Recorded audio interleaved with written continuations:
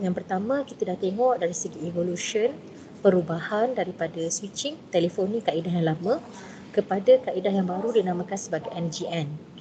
NGN ni kalau ikutkan dia adalah IP base, maknanya base pada internet protocol, di mana dia menggunakan internet sebagai main driver untuk next generation network ni. So kita tahu adalah dekat situ ada teknologi baru dinamakan sebagai NGN, manakala bab yang kedua tu adalah kita dah belajar dari segi architecture ataupun mungkin dari segi features dalam internet, internet fundamentals.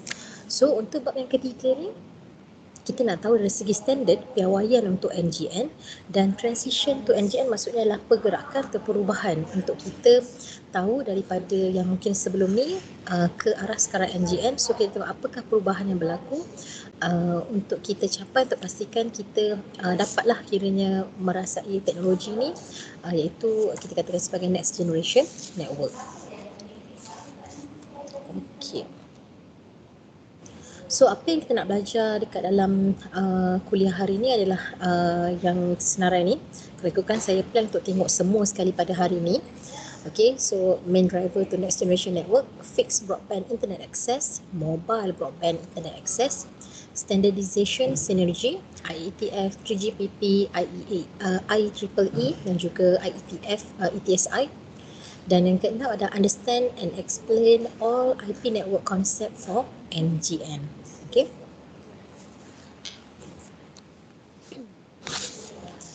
Okay, so topik yang pertama.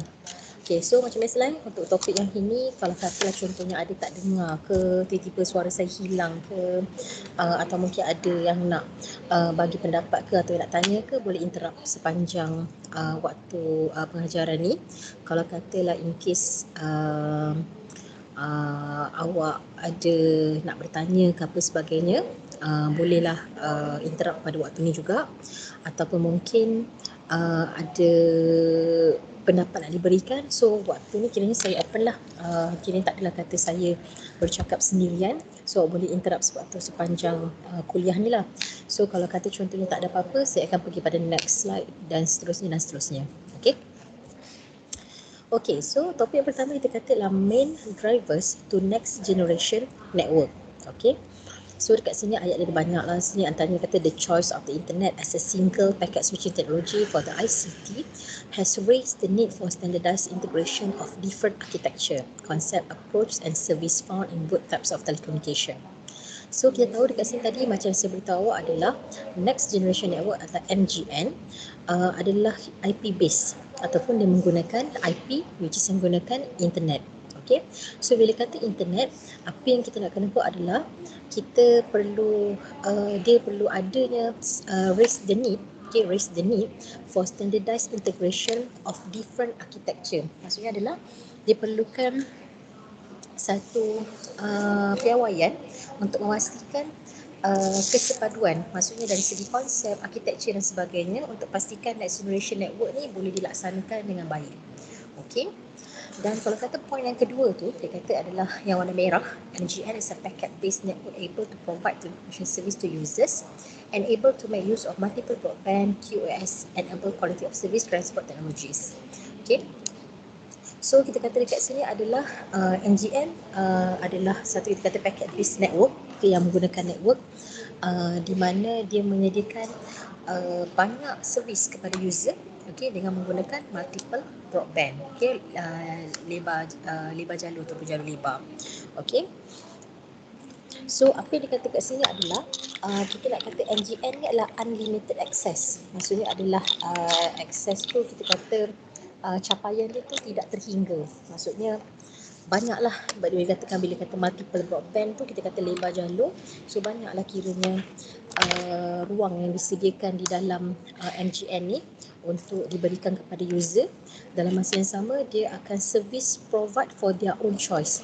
Maksudnya dia not limited to certain provider. Okey, maksudnya adalah maksud dekat sini yang kita boleh kata tak adalah kata Maxi saja yang boleh dapat MGN tu atau mungkin Celcom saja, tak. So dia kata not limited to certain provider.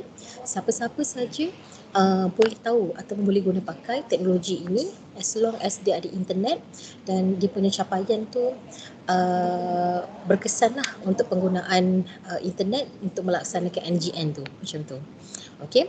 Contohlah kalau kita kata kat rural area, maksudnya macam kawasan kampung ke apa sebagainya yang mungkin tiada penggunaan internet yang maksimum, kemungkinan untuk pelaksanaan NGN ni kurang lah. Sebabnya kita kata kat sini adalah bila ada broadband, which is bila ada internet, bila ada capaian tu, NGN tu boleh dilaksanakan. As long as kira kita kata servis tu atau mungkin tempat yang kita nak laksanakan tu adalah internet tu. Itu saya kata dari segi pelaksanaan tu merujuk juga kepada apa fasilitis yang ada pada tempat tersebut. Okay, so kita kata kat sini adalah it supports generalized mobility which allows consistent and ubiquitous provision of services to user. So kita kata lah banyaklah kiranya servis yang akan diberikan kepada user. So kita kata lah what users want as a service, so dia akan apa yang user request as a service, so NGN tu akan set dan laksanakan. Okay, itu kita kata konsep NGN kat sini. So dia kata NGN ni adalah kesimpulannya dia adalah packet base, dia adalah open source, dia independent, can provide multiple services, and juga dia boleh merge together. Maksud merge together adalah sebarang servis ataupun tu adalah boleh disatukan dan diberikan kepada user. Okay.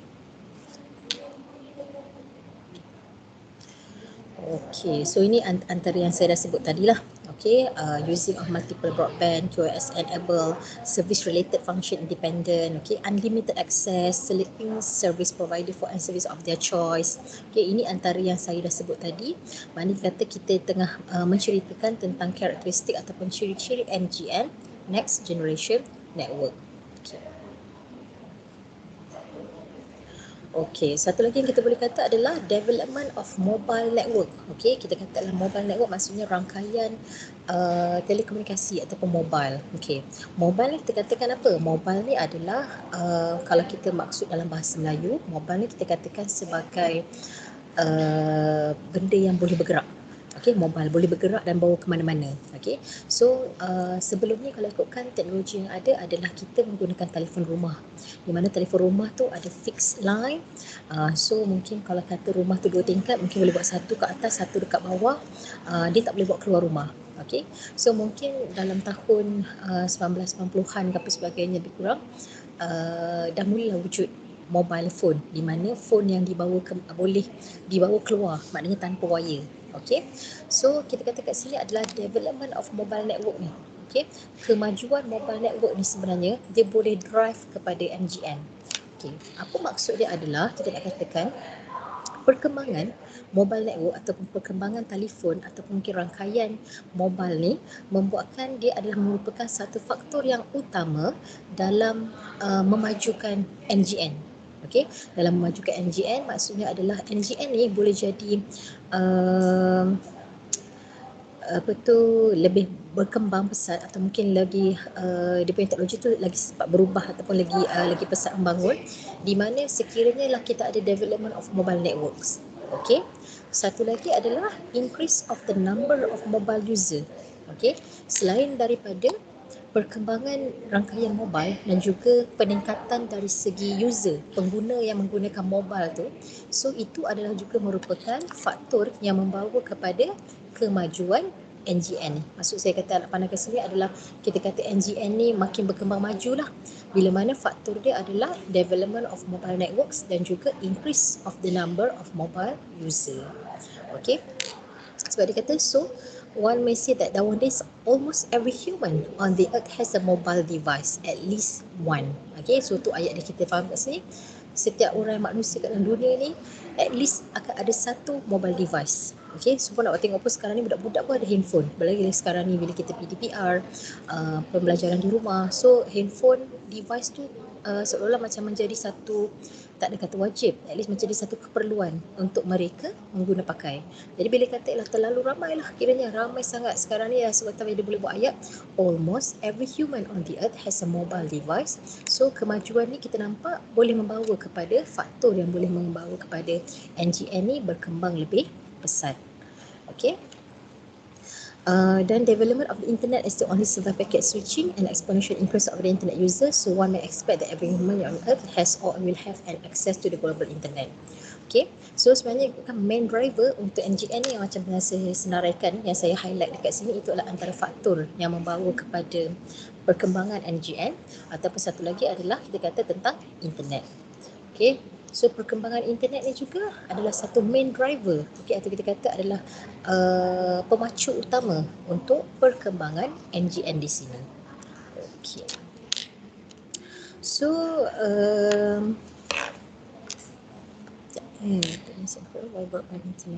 right. So kita tengok dekat sini adalah, kalau kita ikut gambar raja ni, dekat sini adalah next generation network. So bila kata teknologi convergence ni, maksudnya dari segi perkembangan teknologi, antaranya adalah PSTN. PSTN ni apa? Public Switching Telephone Network. Kaedah telefon lama, telefon ni switching pakai wired, telefon rumah macam tu and then teknologi tu berubah daripada internet, sekarang pun dah ada TV, broadcast network. So dari segi teknologi, sekiranya lah perubahan teknologi ni boleh memacu kepada next generation network. Dalam masa yang sama, market convergence maksudnya pasaran.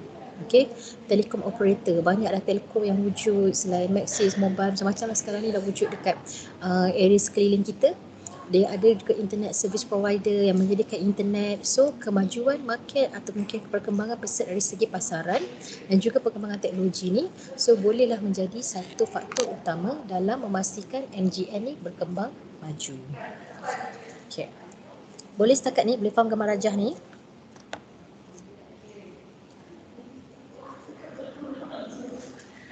Okay tak kelas?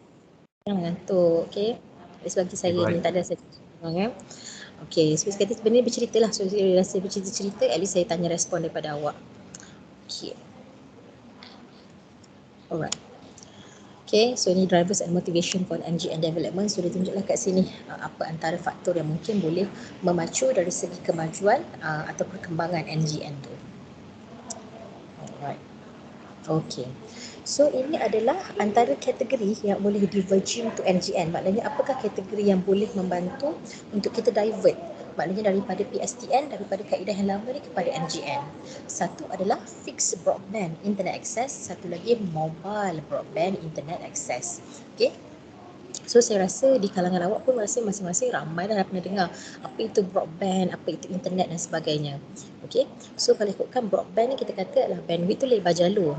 Bila kata broadband ni adalah broad tu kita kata luas, maksudnya lebar jalur yang luas lah. Maksudnya dari segi user tu boleh letak dalam keadaan yang banyak dalam satu laluan, kita umpamakan macam tu. So seolah-olah macam kita umpamakan broadband ni macam satu jalan raya. Kalau katalah jalan tu mungkin 2 line, nanti pula dia dah tambah jadi 4 line atau mungkin 6 ke dan sebagainya. So bila kata jalan tu makin besar, makin banyaklah kereta boleh lalu dekat jalan raya tersebut. Okey, sama juga macam broadband ni. So kalau katalah makin diluaskan, makin banyaklah user boleh masuk as a pengguna untuk NGN. Okey, so kita nak tengok apa beza fixed broadband dengan mobile broadband. Okey, okay, fixed broadband. Okay, fixed. Nama pun dah fixed, tetap. So apa maksud fixed? Kita kata adalah dia adalah high speed wired connectivity. Maksudnya adalah penyambungan tu menggunakan wired. Okay, contoh wired adalah copper, fiber, twisted pair, copper cable. Alright. So tahu tak apa nama-nama kabel yang saya sebut, yang saya tengah highlight sekarang ni? Fiber tahu fiber? Tahu buat, tahu. Fiber tu macam mana? Fiber dia kaca bukan ban. Okay, pandai. Fiber tu adalah kaca. So fiber ni kentang kaca lah. So kalau ikutkan sebelum ni, kalau ikutkan kalau kita cerita dari segi kemajuan apa yang berlaku, dulu kita pakai copper cable dengan twisted pair je, lebih kurang. Dulu lagi rasanya first wire yang ada adalah yang jenis dalam satu kabel tu, ni contoh dia punya pendapat, dia punya bahagian kulit luar dia ada satu wire je dekat dalamnya, sama ada satu ataupun dua, lebih kurang macam warna merah hitam. So mungkin nanti satu ni akan jadi saya ada dua lah, twisted pair ke bukan, apa nama dia, dulu yang dia punya kabel yang asal lah. So mungkin nanti satu dekat kita nak letak sebagai dia punya kerana satu ni sebagai dia punya input, satu lagi ni pergi ground. Lebih kurang macam tu lah maknanya kita guna tu. Okey, tapi sekarang ni adalah semakin teknologi tu berubah, kita dah tak boleh pakai dah, kira kan tak sesuai lah senang kata untuk kabel ni. So kita lebih kepada twisted pair. Twisted pair ni adalah terpiuh. Kita panggil dalam bahasa Melayu adalah kabel yang terpiuh. Copper cable ni lebih kepada copper ni tembaga. Dan sekarang ni ada lebih kepada kita pergi kepada fiber. Okey, copper ni kalau ikutkan pun sebenarnya okey juga kabel ni, tapi mostly sebelum ni yang kita pernah dengar, copper kabel ni banyak ada masalah kecurian. Okey, orang curi kabel ke apa sebagainya, tiba-tiba nanti tak ada line, handphone ke apa ke, atau mungkin internet tu terganggu. Sebab kenapa? Ada orang curi kabel kat tengah-tengah tu. So benda ni berharga lah kita kata dekat sini kan. So mostly sekarang ni untuk penggunaan internet, contohnya MiFi ke streaming dan sebagainya, kita akan beralih kepada fiber. Okey, fiber. Fiber ni kalau ikutkan, dia punya kabel ni agak mahal, tapi dia punya sistem dia lebih laju, sebab dia menggunakan konsep cahaya dalam gentian kaca tu sendiri, dan membuatkan kira macam untuk pengguna internet ni lagi sesuai lah banding yang kiranya kabel yang sebelum ni. Okay. Alright, so I never kata nowadays all copper system was divert to fiber wire installation for more long-lasting usage and upgrading system. So dia betul kat sini juga. So copper system yang sekarang ni adalah banyak yang telah di-divert, maksudnya telah ditukarkan kepada fiber untuk long-lasting usage and upgrading. Maksudnya dari sistem penambahbaikan kita akan pergi kepada fiber. Okay. Itu fixed broadband Okay. So mobile broadband apa beza dengan fixed tadi? Dia adalah wireless technology. Maknanya teknologi tanpa wire. Okay. Teknologi tanpa wire ni untuk apa? To connect a mobile device such as smartphone or tablet to a broadband internet connection. So mostly yang awak pakai sekarang ni, awak ada handphone, awak ada laptop, awak ada komputer, tapi kita boleh gunakan internet sebab kita gunakan wireless technology. Okay. Wireless technology, microwave, itu antara contoh microwave kan tempat masak maksud microwave adalah satu kaedah yang kita guna pakai untuk wireless technology, dan kita ni ikutkan sekarang ni lah dia punya mobile broadband 3G, 4G, kita pun sekarang dah 5G deploymentation, and then service tu ada bergantung kepada current location, dan users have more time for usage of the mobile device. Sebabnya dia boleh bawa ke mana-mana saja. Bila kita kata mobile lah, maksudnya benda tu boleh dibawa keluar dan sebagainya. Okay, so itu beza di antara fixed broadband internet access dan juga mobile broadband internet access. Fixed gunakan wired connectivity, manakala mobile broadband adalah wireless technology tanpa wire. Okay. So ini pula antara soalan ditanyakan, why is broadband internet need in NGN? Kenapa pula NGN ni perlukan broadband internet? So ada senaraian-senaraikan dekat sini. It is due to main reason.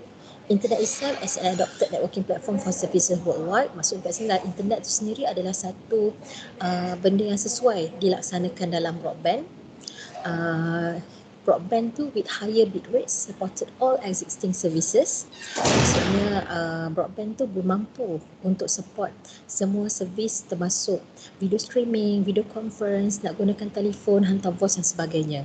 Kalau kata kita guna kaedah switching sebelum ni, yang macam yang kita tengok dalam bab yang pertama tu, yang saya tunjuk kat awak kaedah macam mana dia switching, macam mana dia sambungkan guna telefon, kiranya saya cakap kaedah tu tidak sesuai untuk support all the services yang ada dalam NGN. Okay, dan yang ketiga adalah generalized mobility and personalized services. Okay, so ini adalah kata kenapa broadband diperlukan dalam NGN. Okay.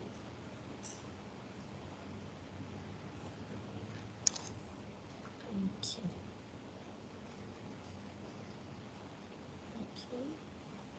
Okay, boleh setakat ni kita nak gerak ke topik yang kedua. Boleh teruskan. Marah, okay. Okay, next adalah kita nak tengok standardization, standard. Okay, kenapa standard tu perlu ada? Okay, standard ni kalau ikutkan standard ni, boleh ada perkataan ni Okay, standard ni kalau ikutkan bila kita translate, dia adalah kita namakan sebagai piawaian, atau mungkin kita nak tengok kesetaraan lah saya cakap. Okay, so kenapa perlu standard? Okay, so kalau ikutkan sebenarnya kita tahu NGN ni dia ada banyak services. dia ada banyak broadband yang besar. Dalam masa yang sama adalah dia tak limited kepada certain provider. Banyak provider boleh bagi pada dia untuk melaksanakan MGN ni. So apa yang boleh dilakukan adalah kita nak letak satu standard supaya MGN ni setara, selaras dengan yang lain. Okay. Saya pernah menyentuh tentang standard ni pada subjek measurement pada measurement pernah saya jawab sebelum ni, di mana saya nak bagi tahu standard tu. Contoh standard yang untuk barang elektrik, kita kata contohnya adalah siren. Okay, yang kita pernah bagi tahu contoh pada awak adalah siren. Siren adalah satu standard ataupun badan yang menjaga piawaian, di mana dia nak pastikan setiap barang elektrik yang wujud ni ada piawaian dia yang setara antara satu sama lain. Okey, dia tak naklah kiranya kata barang elektrik ni bekalkan 10 volt, yang ini pula 5 volt, yang ini mungkin 3 volt. Dia tak nak macam tu. So dia nak sandarkan satu standard untuk barang elektrik. So apa yang wujud adalah dia wujudkan siren supaya boleh menjaga standard tersebut. Okey. So dalam MGN pun dia nak wujudkan juga satu standard supaya tak adalah kata penggunaan atau mungkin nak set up MGN dekat kawasan ni lain cara dia, yang ini mungkin lain. So dia tak nak. So apa yang dia buat adalah dia wujudkan satu standard untuk MGN. Okey, so ada beberapa standard yang wujud untuk MGN ni, antaranya adalah yang tersenarai empatnya, IETF, ETSI, 3GPP, IEEE. Okay. Boleh faham tak standard ni macam mana?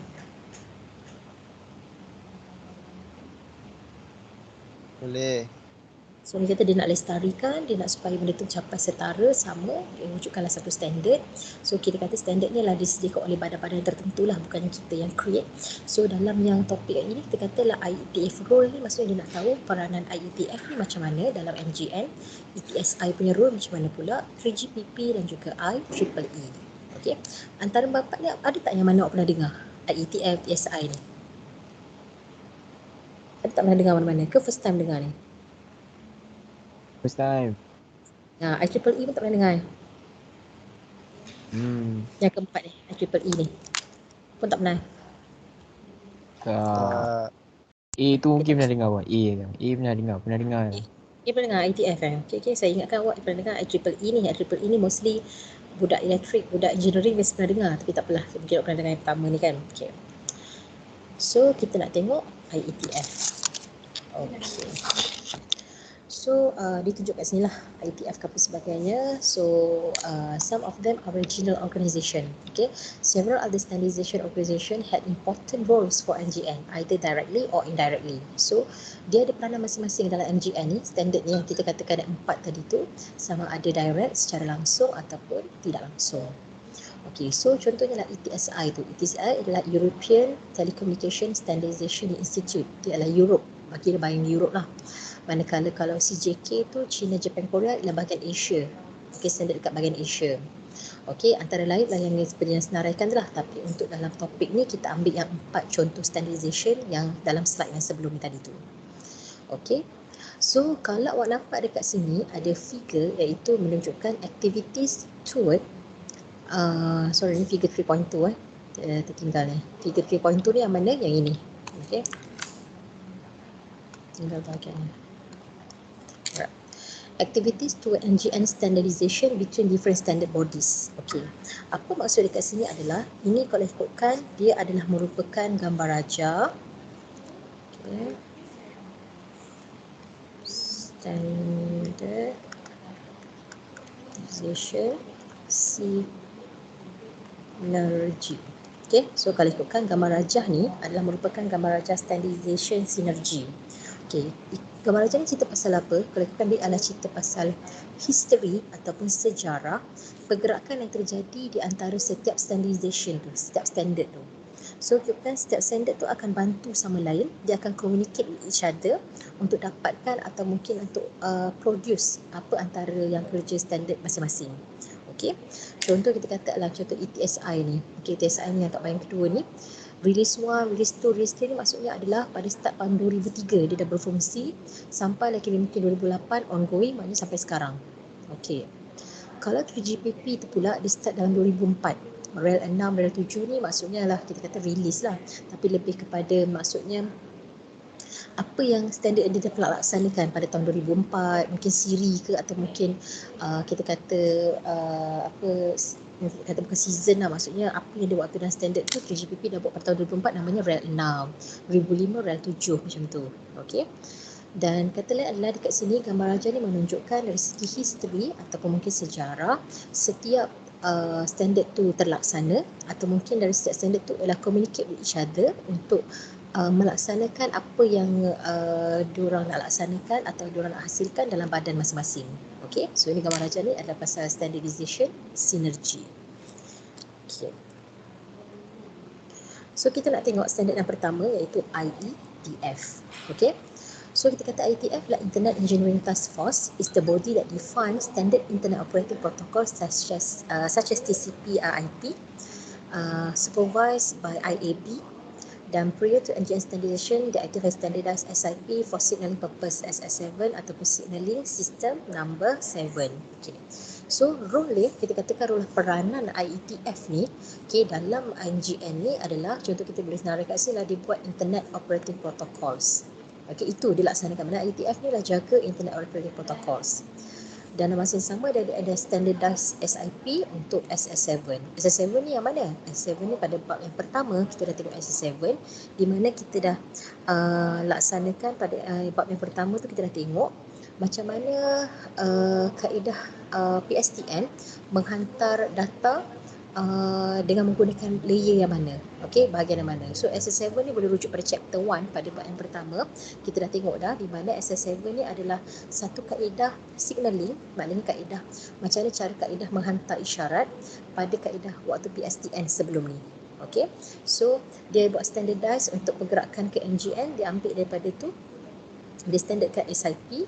Dan masa sama IETF juga membuat Internet Operating Protocol such as TCP dan juga IP. Alright. So inilah dia buat version of IPv4, IPv6, dia cerita dua-dua juga. Dia berfungsi pada transport layer protokol. Dia cerita pasal TCP, UDP, SCTP. Okey, TCP, UDP, SCTP ni jumpa kat mana? Dalam chapter 2 bab yang sebelum ni. Dan dalam masa yang sama adalah IETF ni juga menyediakan VPN, Virtual Private Network. Okey. So virtual private network ni apa? A virtual private network offers a higher degree of protection and privacy as you are surfing the web, whether at home or outside. By routing your traffic through specialized servers and encrypting your data, VPNs hide your online activity and protect you from the many dangers on the web, from hacker attack to data stealing, identity theft and much more. Okay, so virtual private network ni adalah satu kita kata macam shield lah, shield untuk network awak, di mana waktu awak surfing web ke apa dekat rumah ataupun di luar, so dia akan jagalah dari segi data ni, dari segi data peribadi ni untuk semasa awak melalui internet. Okay. So ada satu dekat sini boleh tengok what is a VPN. Okay, mungkin kita nak relatekan dengan apa kerja IETF ni. Okay, so boleh tengok what is a VPN.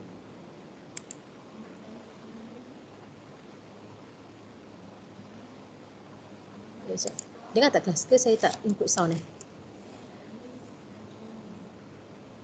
Tak dengar tadi saya mainkan video ni. Sekejap kan? Sekejap saya unshare balik. Sekejap ya. Saya sharing semula Kita input sound tadi. Okay.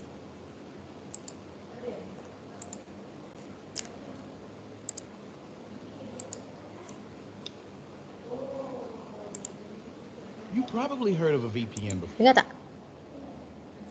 Dengar. Okey. Dengar. Nanti tu saya tu kalau kata Pak Minister saya lajukan sikit lah, saya ambil mana point yang ada je lah. It's even possible you've used one before, but do you know what it does? A VPN stands for Virtual Private Network, which basically means it gives you privacy online. Originally, VPNs were only used in business settings where big businesses, organizations, or governments wanted to secure their data. Since people worked remotely and needed to connect online, businesses needed to create a secure connection. Otherwise, they were at risk for hacking or other loss of data.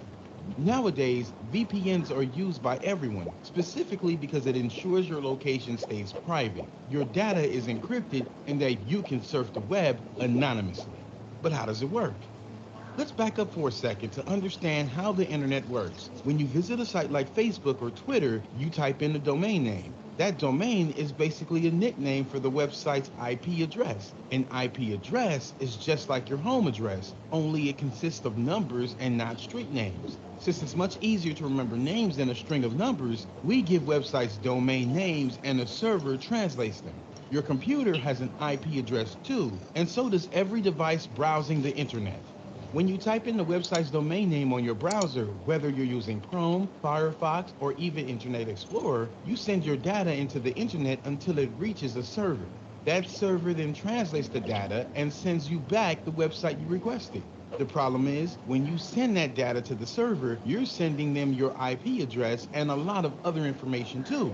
This is where hackers can intercept your information. Imagine you're sitting in a coffee shop using their public Wi-Fi on your phone and you want to check your bank account. Someone else with a laptop can easily log into the network and get a hold of your passwords, emails, and other information you might have. But if you use a VPN, they won't be able to access that. The websites you visit can also gather your information, but they tend to do it in order to study their demographic. Usually, it's not a problem, but sometimes you want to protect your identity and privacy. So how does a VPN protect my privacy? When you send information online, a VPN creates a tunnel that encrypts your information. This way, if someone gets a hold of your data, they won't be able to read it. The tunnel also makes it harder to hack in, but don't be fooled. It is still possible, just much harder to do. A VPN also adds in an extra server. We spoke about how you send data from your computer to a server, and then that server pings you back with the website. But with VPN, your data goes to their server first, and then it's sent out to the website. This extra step helps in a lot of ways. First, it can change your location. A lot of video streaming websites like Netflix and Hulu have strict content depending on your geolocation. Let's say you want to watch your favorite show on Netflix, but it's not available in your country. You send your information to one of the VPN servers in America, and then that server sends it to the Netflix website. Netflix now thinks you're in America, and you can stream your show without any problems. A VPN tricks them into thinking you're in a different location because the signal is coming from a different server. Clever, right? Changing your location can also be helpful when booking a hotel or flight. Research has shown that hotels and flight prices change depending on your location, and a VPN could potentially save you lots of money. But let's get back to your privacy. Remember how we mentioned websites sometimes collect your data? Well, many times governments can request this information and use the listed IP addresses to track your location. But with a VPN, their information only reaches the VPN server. They can't track you back to your original IP address. See how cool that is? Many VPNs also have a no logs policy, which means they don't record what sites you visit. So if the government requests a VPN provider for tracking logs, your information won't be there. VPNs are really handy when it comes to keeping your privacy safe on the web. By changing your location, encrypting your data, and ensuring your privacy, it's no wonder so many people use them these days. Now that you know what a VPN is, it's time to go get one. Click on the link to see our top VPNs or click the icon below. Alright, so itu antara yang kita boleh kongsi dengan tentang VPN. Kelas tadi yang ni rekod kan sesi yang ni? Rekod bang, rekod. Ikut. Right, thank you.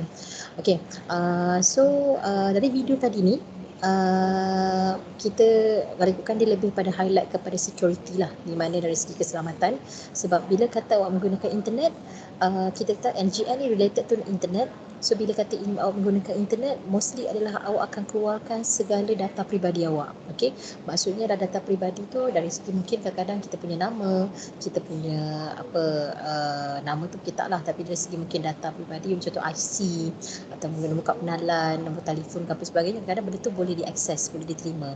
Okay, dalam masa yang sama tu kita kata adalah kita nak kena jagalah protect privacy kita tu walaupun kita menggunakan internet di luar.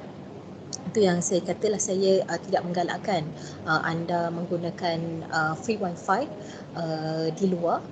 Sekiranya kita nak gunakan contohnya untuk benda yang mungkin seperti seperti bank, okey, nak transfer duit online banking sebagainya, tak berapa sesuai kita menggunakan wifi yang free di luar, sebabnya kat situ memang hackers atau mungkin orang yang boleh akses tu boleh nampak sekali data peribadi kita. Okey, contohnya kalau kata nak pakai untuk Facebook ke apa, saya rasa macam kita tak ada masalah untuk laman sosial tu, sebab ikutkan awak pun bukan selebriti yang mana orang nak godam awak punya akaun ke apa sebagainya kan. So macam itulah, kira macam kata lah, tengok mana yang priority. Kalau boleh jangan gunakan semua wenar-wenarnya, akses untuk internet wifi di luar yang free untuk membuat transaksi, macam itulah lebih kurang contohnya. Okey. Alright. So ini IITR rule juga, okey, di mana ini ringkasannya dia buat application macam www, email, FTP, file transfer protocol, peer-to-peer application. Okey, dia buat DNS, domain name system dengan DHCP. Okey, ini kita dah tengok pada practical work yang ketiga dan juga pada chapter 2, okey, tentang DNS dan juga DHCP, dan juga security protocol macam VPN. VPN yang mana kita dah tengok video tadi yang sebelum ni, iaitu virtual private network. Okey, next adalah ETSI, maksudnya standard yang kedua. Standard yang kedua adalah kiranya standard yang kita dah bergerak pada piawai yang kedua pula, iaitu ETSI. ETSI adalah European Telecommunication Standard Institute. Okey, dan dia adalah contributed to NGN standard melalui Technical Committee called TISPAN. Okay, created pada 2003. Okay, so dia menyumbang kepada NGN ni melalui satu komiti yang dinamakan sebagai TISPAN. TISPAN ni adalah yang sebenarnya Telecommunication and Internet Convergence Service and Protocols for Advanced Networking, dan closely collaborated with 3GPP. Dia pun collaborated dengan 3GPP untuk GSM, 2G, 3G, 3GP Release 7 and 8. Okay, kalau kata 3GP Release 7 and 8 ni yang mana? Yang tadi gambar rajah standardization synergy yang saya tunjuk pada awak tu mengatakan tentang history untuk setiap standard tu dia buat apa. Okay, termasuk juga further evolution with LTE, advanced in 4G. Okay, TSI juga buat standard making dan juga supporting services. Okay, so ini adalah peranan ataupun piawaian yang dilaksanakan oleh ETSI. Okay, next adalah 3GPP. Okay, piawaian yang ketiga. 3GPP adalah Third Generation Partnership Project. Okay, dan dia globally acceptable specification for third generation 3G mobile system. Okay, so dia lebih kepada untuk mobile system 3G ni. Okay, so large majority of the telecommunication network standard body behind UMTS, which is the 3G upgrade of GSM. Okay, GSM ni apa? GSM ni adalah Global System Mobile Communication. Kalau ikutkan sebelum ni adalah kaedah telefoni atau mungkin kaedah telefon yang kita guna pakai sendiri adalah menggunakan kaedah GSM. GSM ni kalau ikut yang mudahnya saya nak bagi awak adalah kaedah message. Okay, kita sekarang pakai WhatsApp kan. WhatsApp tu pakai internet, which is itu WhatsApp. Kalau katalah dalam satu handphone awak tu kan ada satu bahagian yang namanya message. Okay, message tu adalah guna kaedah GSM. Okay, so kalau kata dulu kita ada, contohlah kata macam kita umpamakan macam dulu ada project student di mana dia nak laksanakan untuk nak saya bagi contoh nak laksanakan tutup lampu tanpa menggunakan switch. Dia nak adjust tutup lampu tu tanpa wire, maksudnya adalah menggunakan handphone. Okey, mana handphone boleh tutup lampu dekat rumah. So kaedah dulu kita pakai GSM, di mana telefon tu perlu ada SIM card dan kita kena masukkan data tu dalam message tu untuk kontrol lampu tersebut. Tapi kalau kaedah sekarang ni, awak dah tak pakai dah SIM card atau GSM ni. Kita lebih kepada 3G, di mana 3G, 4G, 5G dan sebagainya. Di mana yang 3G, 4G menggunakan internet, dan sekarang ni adalah mostly kita dah menggunakan kaedah IoT, Internet of Things, di mana kita kena install apps. Okay, install apps dalam handphone tu untuk kontak ataupun kontrol lampu ke apa kipas dekat rumah. Okay, so itu beza dia GSM dan juga peralihan sekarang ni kepada 3G, 4G dan juga 5G. Okay, so ini katalah collaborated with TISPAN juga, reduce standard LTE. Okay, play important role in NGN standard by generating spec for so-called common and 3GPP release 8 finish at the beginning of 2009. Okay, so itu antara kerja yang dilaksanakan oleh 3GPP. Okay. Dan yang keempat adalah role IEE ataupun IEEE kita panggil. Okay. So IEEE ni apa? Institute of Electrical Electronic Engineers. Okay. So itu saya kata adalah mostly pelajar kejuruteraan biasanya pernah dengar IEEE ni. Okay. Mungkin masa awak masih tak tiba lagi untuk dengar benda tu. Dia merupakan satu badan ataupun kita kata Global Association and Organization of Professional Working toward the development, implementation and maintenance of technology, centered products and services. So IEEE ini merupakan satu global association atau kita kata satu badan organisasi oleh professional working. Maksudnya lah di bahagian sektor pekerja profesional. Okay. So apa kerja dia adalah dia akan toward innovating, educating and extending the electrical electronic development industry.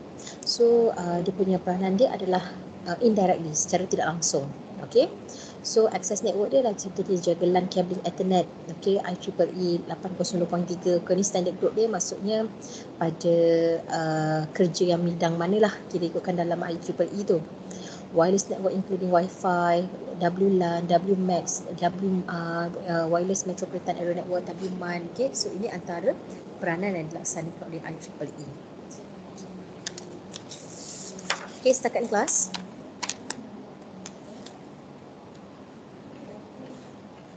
Okay, boleh? Okey. Okay. Boleh Wan. Right, okay. Boleh. So, next kita nak bergerak kepada All IP Network Concept for NGN. Okay, apa yang kat dalam topik yang kita nak ceritakan untuk sekejap lagi adalah kita nak buat peralihan atau kita nak ceritakan daripada peralihan PSTN ataupun Public Switching Telephone Network ke NGN, Next Generation Network. Okay. Alright. So kat sini adalah NGN IP network. However, they are established sebab evolution of PSTN digunakan internet, so wujudlah NGN seperti mana yang saya dah ceritakan pada awal kuliah tadi. Okay. So dekat sini, okay. So kat sini ada nak bezakan the evolution from PSTN to the NGN. Okay. So dekat sini adalah ruangan PSTN.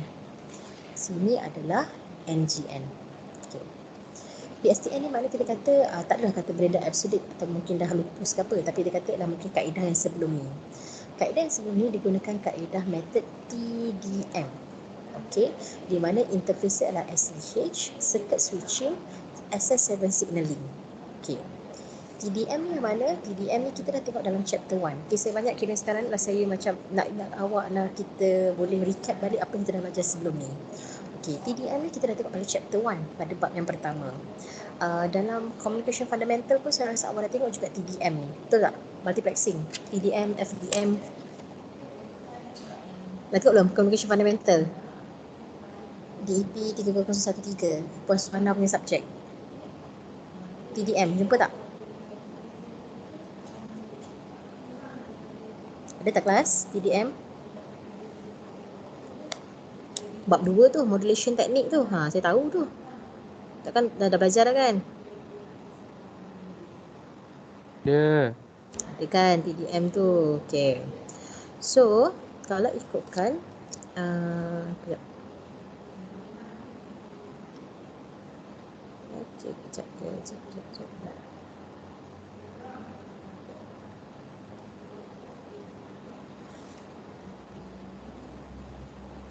Okay, so kalau ikutkan TDM ni, okay, kaedah TDM ni kaedah apa? Time Division Multiplexing. Okay, maksud TDM ni adalah kita umpamakan, saya akan balik pada awak, contohlah ini adalah ini adalah transmitter, penghantar, sini adalah receiver. So dia akan lalu satu laluan. Okay, TDM ni maksudnya adalah time. Bila kita kata time, maksudnya penghantaran tu mengikut masa. Okay, so ini awak punya transmission medium awak lah. Okay, itu transmission medium tu mungkin fiber, mungkin copper, twisted pair dan sebagainya. Okay, bila kita kata TDM, maksudnya dekat sini contohnya lah ada A nak call C. A nak hantar data pada C.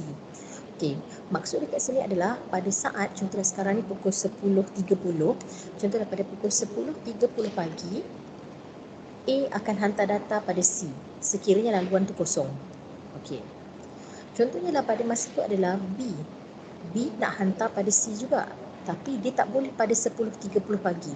Maknanya Selesai A hantar pada C ni, barulah kiranya B boleh hantar pada C, sebab kita katalah benda tu adalah menggunakan kaedah TDM, time division multiplexing. Maknanya masa yang mengubahkan, atau mungkin kiranya penghantaran data tu mengikut masa, ikut time dia. Mungkin kalau kata A dan C dah selesai, barulah B pula hantar pada C, atau mungkin untuk pelaksanaan yang seterusnya. So dia ikut masa, TDM. Okey. Manakala NGN pula, dia adalah IP base. Bila kata IP base, maksud dekat sini adalah penghantaran tu dia boleh jadi bebas. Maknanya boleh hantar pada bila masa, sebabnya lagi gunakan dense wavelength division, IP MPLS, multi protocol label switching, dan juga IP base signaling SIP. Okey, bila kata IP base ni maksudnya adalah setiap device yang ada, maksudlah handphone ke laptop ke, semua ada IP address. Okey, so itu beza antara PSTN dan juga NGN. Okey. So kalau ikutkan dekat sini feature 3.3 ni, okey, feature pula figure 3.3 ni, kita nak kata ini adalah lebih kurang beza antara PSTN dengan NGN lah. Di mana kalau kat awal ni dikata dekat PSTN ni ada call control SS7. Okey, so dia akan call control ni, dia akan proactively tu dia ada parti, maksudnya hantar data dan sebagainya lah. Manakala NGN pula call control dia pakai IMS. Okey, ni memang ada switching dia. Untuk PSTN dia pakai SS7, untuk NGN dia pakai IMS, dan dia punya ni adalah different kind of technology. Kat yang bawah ni menggunakan IP MLS, transport over SPH, fiber. Okey, dan SIP ni dia akan giving signal dekat sini untuk memastikan IMS ni dia akan call control, maksudnya dia akan control signal tu untuk pergi ke mana. Okey, so ini dekat NGN ni. Okay, so gateway ni dia akan supply many kind of services. Okay, so sini teknologi, sini pula gateway ni lah akan supply many kind of services. Kita tahu NGN akan sediakan macam-macam services untuk user. SIP dia akan giving signal, manakala call control dia akan control signal daripada SIP tadi. Okay, so ini lebih kurang macam kita kata framework atau mungkin gambar rajah NGN konsep dan juga PSTN konsep. Okay. Gambar rajah ni pula service trilogy. Service trilogy ni kita kata dari segi perubahan apa yang berlaku. Okay, so kalau kata nampak sini ada voice, sini data, sini TV radio. Voice ni kita kata suara je lah. Maknanya pada waktu ini, sekiranya kita gunakan PSTN dan juga PLMN, maksudnya PLMN adalah Public LAN Mobile Network, PSTN adalah Public Switch Telephone Network. Pada waktu yang semasa dua sistem ni wujud, okay, kita hanya boleh hantar suara saja. Okey, maksud saya kata adalah kalau kata saya pernah bagi contoh sebelum ni, penggunaan internet kita boleh hantar telefon, hanya boleh hantar suara saja. Lepas tu pula mungkin kemudahan internet tu dalam tahun 1998, 99 lebih kurang macam tu, barulah kita boleh hantar data, dan mungkin data yang agak sedikit. Lepas tu kita berubah kepada ISDN, Integrated Service Digital Network. Maksud pun integrated, maksudnya kesepaduan. I ni dia boleh hantar data, dia boleh hantar voice juga. Masuk data tu dia boleh hantar email, dia boleh hantar gambar, dia boleh hantar video selain daripada suara sahaja. Okey. So perkembangan tu semakin maju, dan sekarang ni kita ada radio broadcast untuk TV broadcast, okey, pencawan sebagainya. Punya kita bagi contoh lah, punya Astro yang boleh record, yang boleh play from start dan sebagainya kan, sebab kita menggunakan internet. Boleh tengok cerita yang mungkin yang sebelum-sebelum ni, okay, tengok Netflix apa sebagainya. So kita kata adalah perubahan ni, dari segi servis tu, perubahan sistem ni membuatkan banyak servis yang kita boleh supply untuk setiap user tu. Okay, so ini bahagian servis trilogy.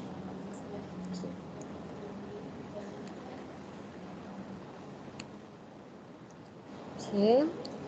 So ini pula separation of services. Okay, kalau katalah ada network tu, ada network infrastructure, dan ada juga IP, dia boleh membawa kepada services and content. So lebih kurang kita gambar rajah ni menerangkan sekiranya kita ada infrastructure dan juga network, dan kemudiannya network infrastructure tu dilengkapkan dengan internet protocol ataupun IP. So kita boleh banyaklah services yang kita boleh sediakan untuk user. Alright.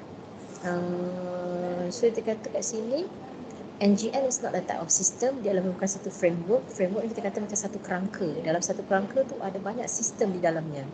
Okey, di mana different architecture, different system can be built and different services can be offered by using the same rules for their implementation. Okey, itu kira kan konsep NGN tu.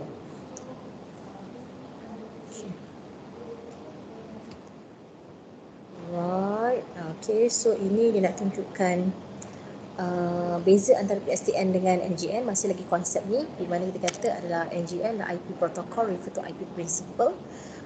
Access core NGN must be IP based, okay, perlu ada IP, perlu ada IP address. Tu yang kita kata, yang kita baca konsep DNS tu tadi pun dah bagi video, dah bagi contoh. Kalau kata kita type www.google.com, dia adalah type itu di URL, tapi sebenarnya dia ada IP juga, ada nombor IP untuk website tersebut. Okay, kan dalam macam ni. Okay, so figure ni menunjukkan all IP network concept for NGN. Okay, so dekat sini dia ada beberapa bahagian. Contohnya adalah access, sini bahagian core, sini control, sini service. Okay, so access ni kita gunakan access server network, PSTN, fixed broadband IP access, mobile broadband IP access. So dia bagi kepada media gateway dan juga signaling gateway. Masuk dekat IP core network. Dalam masa yang sama ada control node, service database, application server. Kiranya yang bahagian dekat bahagian core ni kiranya bahagian, kira kata tulang belakang dia lah, dari ikut untuk NGN ni. So setiap ni kita kata ada IP dia yang berhubung antara satu sama lain untuk menjadikan satu bahagian core network lah untuk NGN.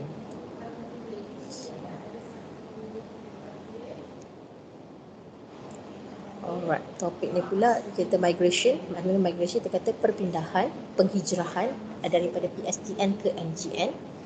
Okay, so kalau ikutkan konsep yang sama lah yang macam saya pernah cakap sebelum ni.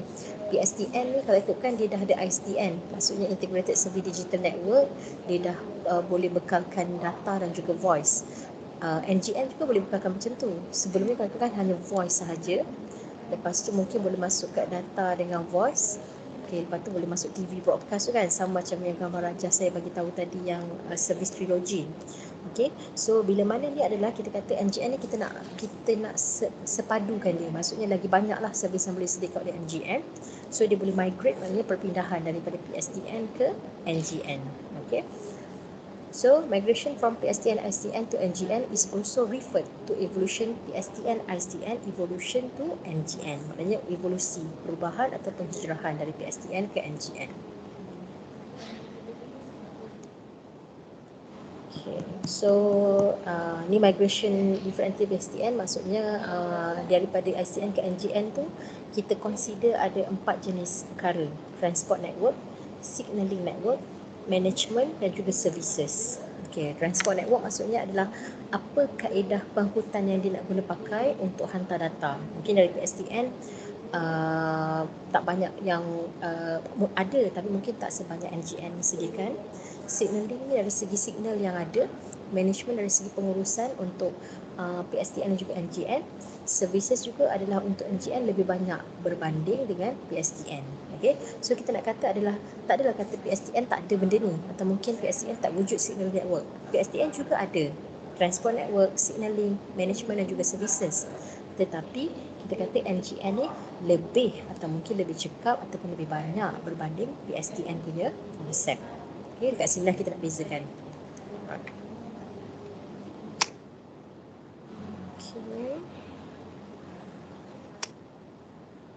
Ini gambar rajah dia lah. Saya nak tunjuk je. Ini PSTN.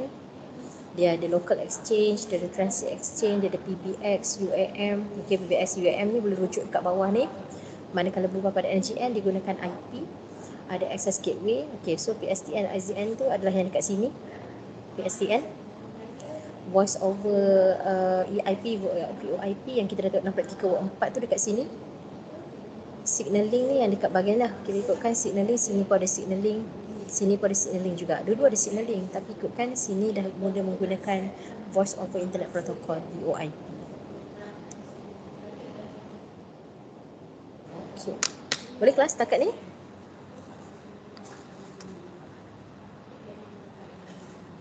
Boleh. Alright. So topik yang terakhir. Topik yang terakhir dalam bab yang ketiga iaitu signaling protocols for NGN. Okay. So apakah itu signaling protocol? Kita katakan signaling protocol ni adalah untuk exchange of control information. Maksudnya adalah dari segi kawalan untuk penghantaran data. okay, between NGN entities. Maksudnya dari segi device, dari segi equipment dalam NGN, macam manakah cara penghantaran data antara mereka. Okay, so kita ada satu signaling protokol. Maksud kat sini kita kata protokol lebih pada kaedah lah. Maksudnya kita kata bahasa mudahnya kita kata adalah kita nak tengok macam manakah kaedah penghantaran data dalam NGN. Maksudnya tadi kita dah ada satu piawaian, satu standard yang jaga. So dalam masa sama adalah kita ada satu protokol kaedah yang terbaik, yang standard, okay, untuk signaling untuk NGN. Okey, dan signaling protokol ni distandardkan oleh IETF, Internet Engineering Task Force, dan antara protokol atau signaling protokol yang wujud dalam NGN ni adalah diameter, SIP, H323, SIGTRAN, H248. Okey, so ini antara signaling protokol yang wujud dalam NGN. Signaling protokol ni apa? Exchange of control information between NGN entities. Okey, dan distandardkan ataupun dipantau oleh IETF.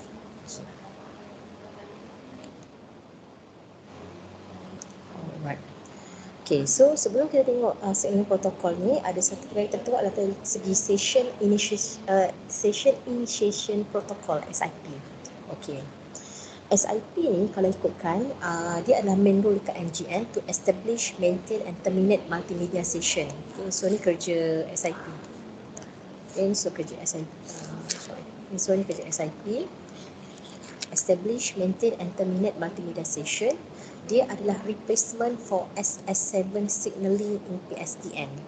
Tadi saya dah beritahu juga SS7 ni kita tengok dalam chapter 1 bab yang pertama, di mana dalam PSTN untuk kaedah signaling, untuk kaedah penghantaran isyarat, kaedah hantar data menggunakan kaedah SS7.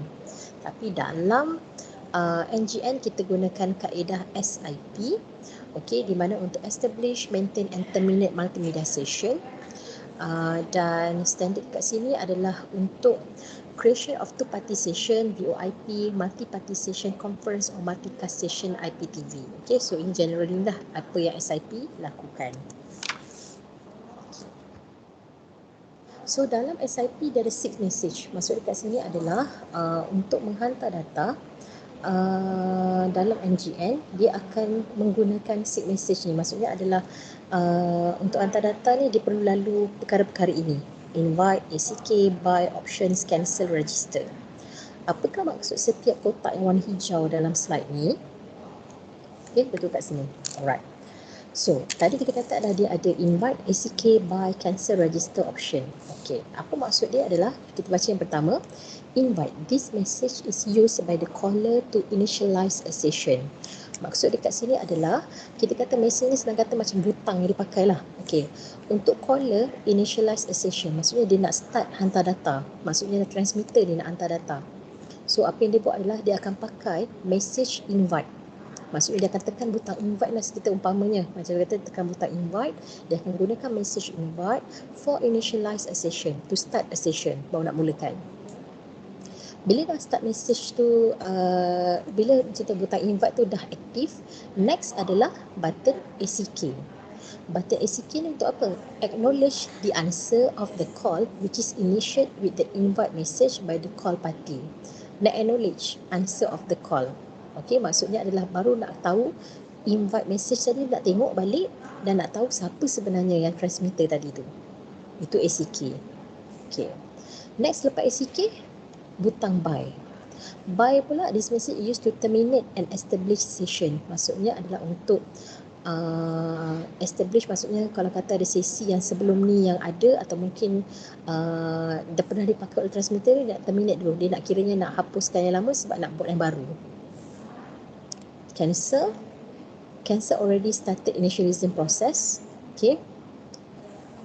Register, the message is used for SIP user agent to register its current IP address and SIP URL. Option message to respect information of the caller user to set up a session. Okay. So, cancel pula used to cancel already start initialization process. Kalau kata ada ini proses initialize, maksudnya proses untuk nak kenal pasti. Dia akan cancel lah mana yang telah kita dah kenal pasti, dia akan cancelkan bahagian tu. Client send invite message and then change into decision to call. Okey, kalau katalah maknanya kat sini adalah bila kata proses initial tu boleh akan dimatikan sekiranya ada klien yang akan gunakan invite message. Register pula digunakan oleh SIP to register its current IP. Maksudnya dia nak register dia punya IP address dia, maksudnya alamat diri dia sendiri untuk dihantar data. Dan option pula, the message is used to request information about the capabilities of a caller. Maksudnya dia akan minta information transmitter tu selagi belum set up session lagi. Okay, so itu maknanya dari segi untuk hantar data daripada signaling protocol atau kita kata untuk SIP untuk NGN, so message ini yang dia akan nampak invite, ACK, buy, cancel, register option. So message ni yang kita kata macam kita umpamakan macam butang tu yang diperlu guna pakai untuk set up management and terminate dalam NGN. Okay. Okay, so ni bagi contoh SIP address format, contohnya kalau kata IPv4 address dalam bentuk macam ni lah, nombor desimal. Email macam ni lebih kurang, tulisan kita tahu kan, phone number macam ni. Okay, so kita kata ini adalah standard SIP address yang kita pun dah pasti sedia maklum lah format standard dia. Okay. Okay, so SIP signaling untuk hantar dia adalah request and acknowledgement between software agent not as a user agent. Maksud untuk penghantaran data start daripada establish, communicating dengan terminating. So kalau kita rujuk pada gambar rajah ni caller, makna saya kata ni transmitter, ni the call maknanya receiver. Okay, so ini adalah relate kepada butang yang kita kata tadi tu yang ada 6 tu, 6 message dalam SIP tadi. Okay, so establish ialah dia punya proses yang pertama, di mana establish a session in SIP, request a three-way handshake. The caller sends an invite message to begin the communication. If the call party willing to start the session, he sends a reply message okay. To confirm the session, a reply code has been received. The caller sends an ACK message. Okay, so ini adalah bahagian establish, ini yang bahagian pertama. Ni bahagian kedua communicating, ni bahagian ketiga terminating. Okay, so kalau ikutkan establish, macam mana nak start? The caller sends an invite message. Contohnya lah caller ni transmitter, dia nak pergi pada receiver, kita bagi the call ni orang yang kat sini, dia merujuk kepada yang 6 message yang saya dah nyatakan dalam slide sebelum ni. Okay, dia akan send invite message, dan kata dia guna butang invite to begin the communication, nak mulakan penghantaran data. Kalau kata call party ni willing to start, call party ni setuju. Okay, call party ni senang kata receiver, the caller ni transmitter. Okay, transmitter receiver faham transmitter receiver ni penghantar penerima. Okay, receiver pula nak terima atau macam willing, maknanya dia kata itu willing to start the session, maksudnya adalah dia terima, setuju untuk terima data, dia akan kata okay. Okay, mula-mula transmitter hantar invite and then receiver kata reply okay untuk kata tak ada masalah, boleh nak hantar data. Confirm the session, a reply code has been received. Caller akan send ACK message, maksudnya adalah receiver hantar invite, transmitter hantar invite, receiver hantar okay, and then bila kata receiver dah dapat dah hantar okay dan caller dah terima, caller tu akan hantar pula ACK message. Okay, faham tak kelas yang bahagian establish ni?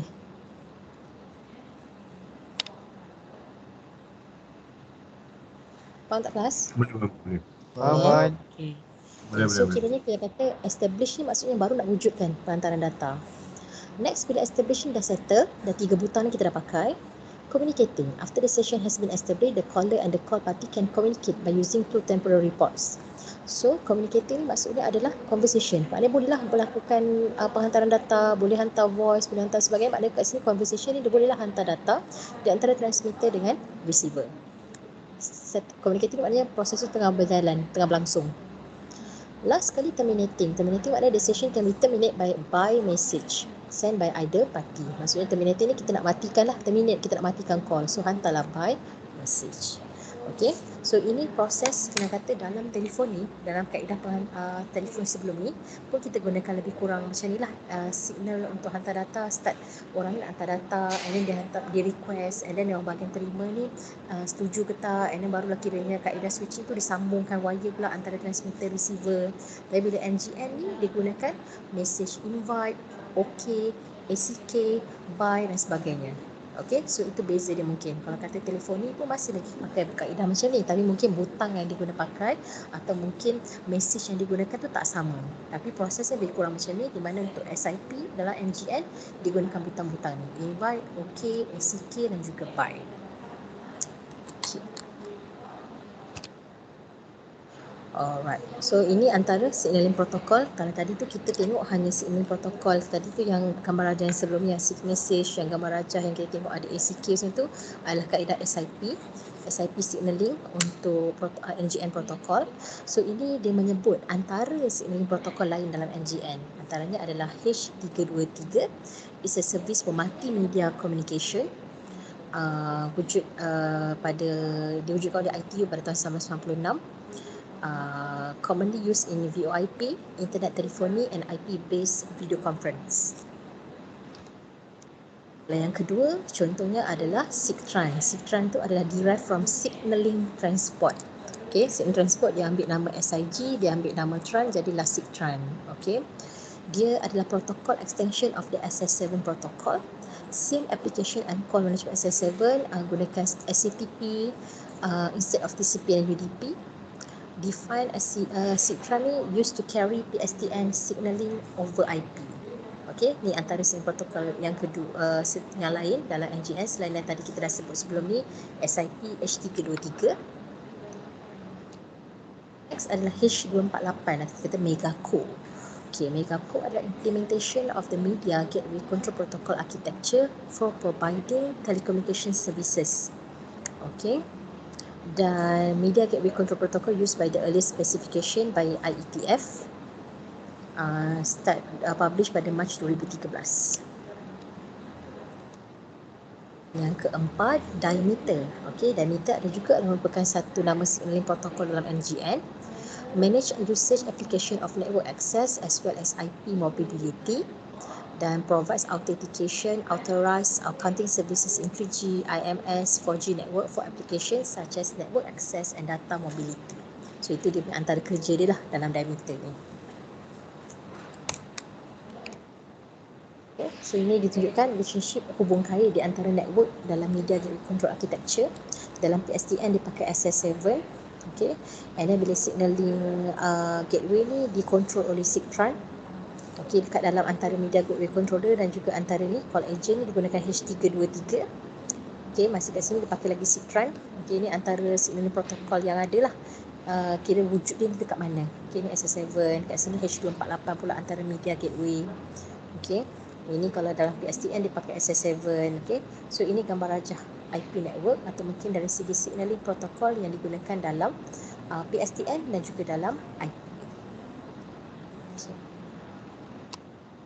Right, so itu last slide untuk kita hari ini. So far okay?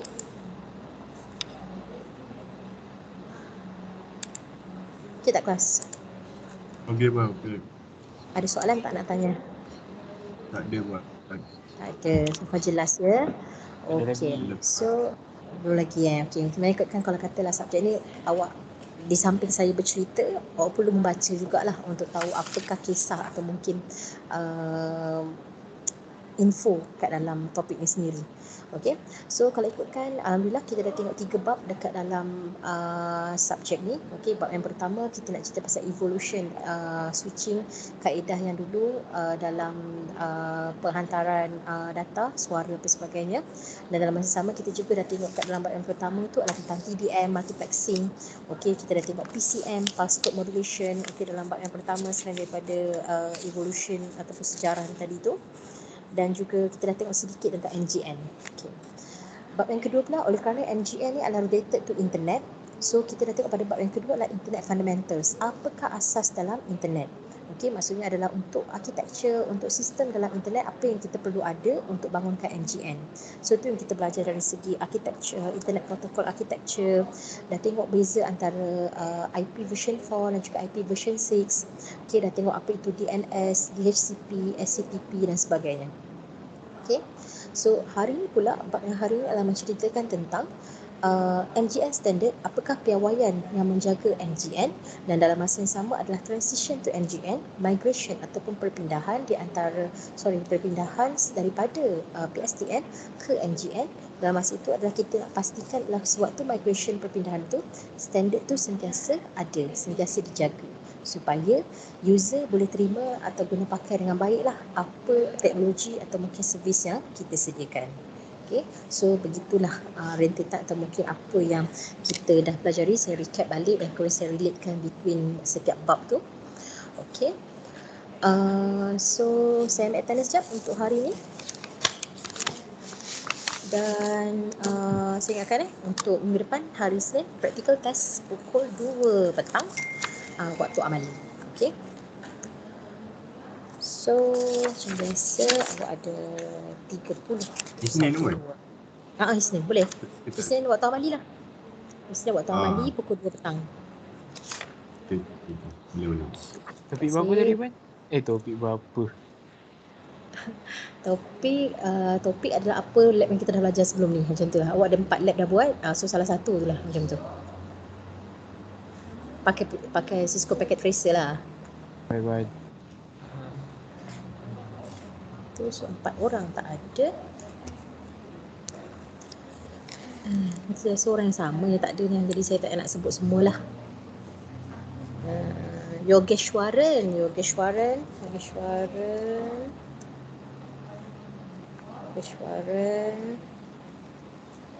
tiada.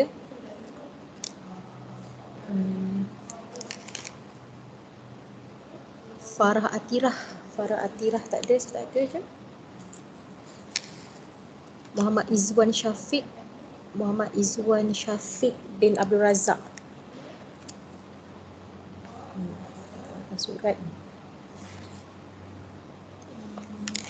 Suraj ada. Wan Muhammad Imran Hakim bin Wan Muhammad Rosli. Tak ada.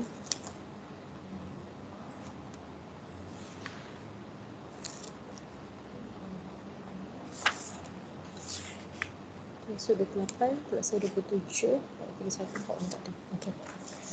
Okey. So far ada soalan lagi?